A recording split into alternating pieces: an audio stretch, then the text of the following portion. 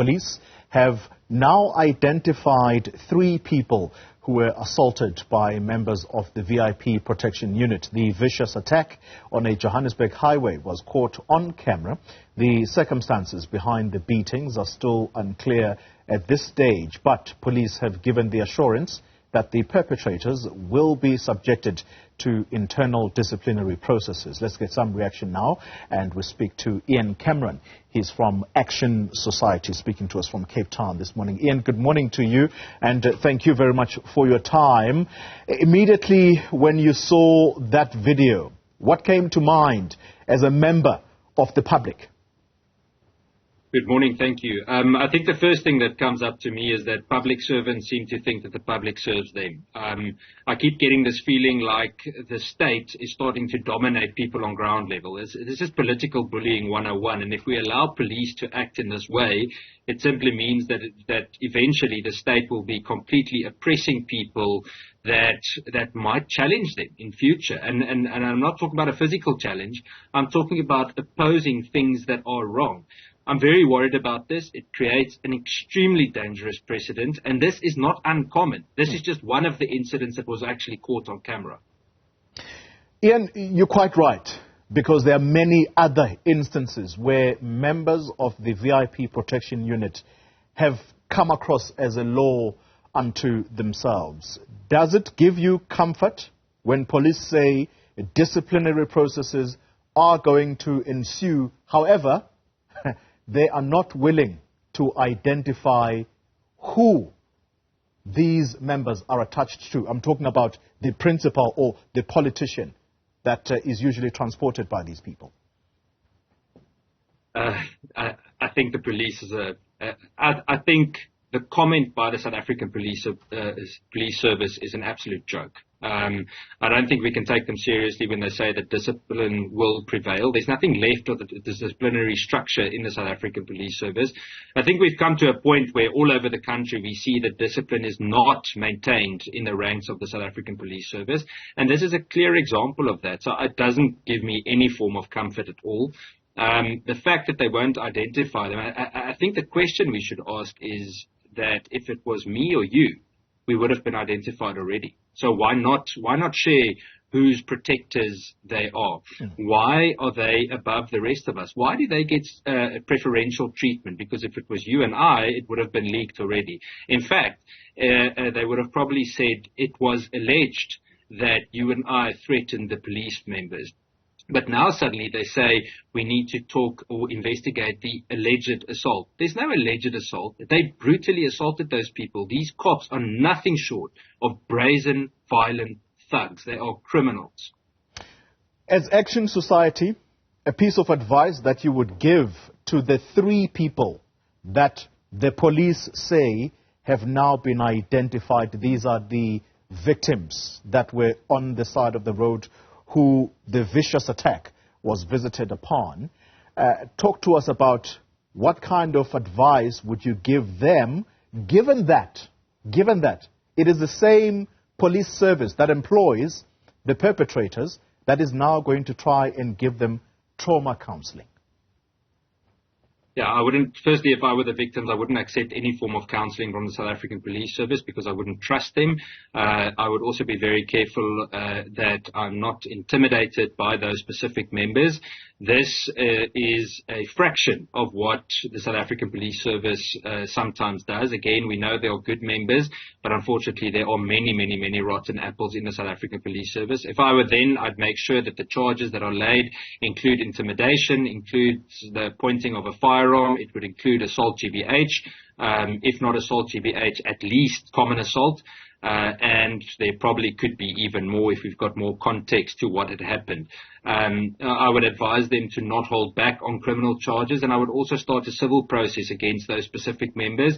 In fact, and I've heard of a case before like this, I would make sure that each of those members pay a part of their pensions for the rest of their time, whether in or outside of the South African Police Service, to these victims that they so brazenly assaulted. I think that these cops should be named and shamed. I think an example should be made of them, and police members should be held at a higher standard when they are held to account in front of the public in South Africa. Just as a final one on this one, Ian, I made the point earlier that, yes, we take this statement that the police say that the person whom these protectors usually transport was not in any of the vehicles at the time. We don't know. We'll take their word for it. However, if this politician, whether they were on the vehicle at the time, any of the vehicles at the time, or they were not, the point is that, do you think it is incumbent upon them to come out and condemn the actions of the VIP protectors, because these are the same people who in a few months' time are going to be flooding our streets, asking us for our votes. These are the same people that will call us, you are our people. And yet, when they are nice in the comfort of their own luxury vehicles, they are happy for members of the public to be attacked in that manner.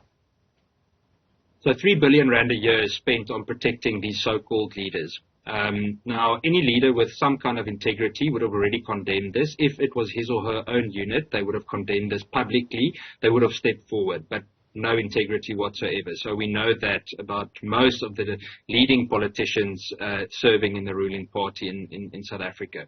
In terms of flooding the streets, I think we'll hear all sorts of smoke screens and or see smoke screens and hear sugarcoating statements regarding these types of incidents. It comes down to them thinking that they are above the people on ground level. Why do they get 3 billion rand a year's worth of protection, but the rest of us don't get the same thing? We need to pay extra tax, and if you can't pay tax, you have absolutely nothing. When you do pay tax, you usually employ security. So all of us are at the mercy of thugs that hide behind blue lights and extra protection. So I think it's a question of integrity. I don't think they have integrity, and we need to call them out for that. We need to hold them accountable. I think this is a very, very dangerous precedent that includes the signs of a police state busy forming.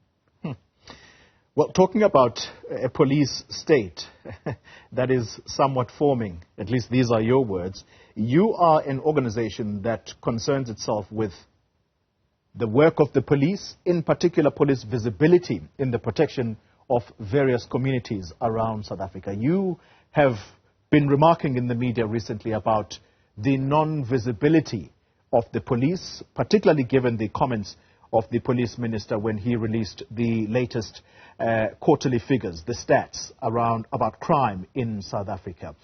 What is the situation? Let me give you an example. The police show up at the times where they're not needed, or they show up in the wrong capacity. I want to give you an example of a little girl called Mia Botha. She lived in a township just outside Paarl in the Western Cape. She was murdered last year. She's 4 years old. Up to today, no arrest has been made. The police still haven't sorted out the DNA.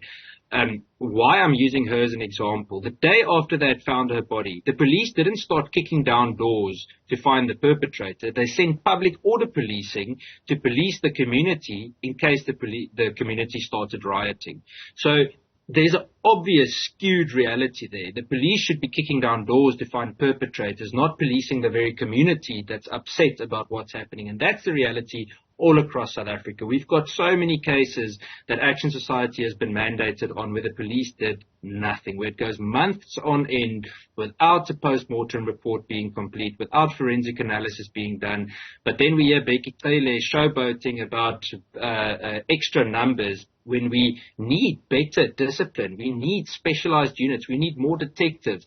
Just putting more uniform members out there to show up after the fact doesn't solve the problem. And at the moment, if we don't change the leadership structure of the South African Police Service and change the leaders in the South African Police Service, nothing on ground level can change. What we saw yesterday is just the tip of the iceberg.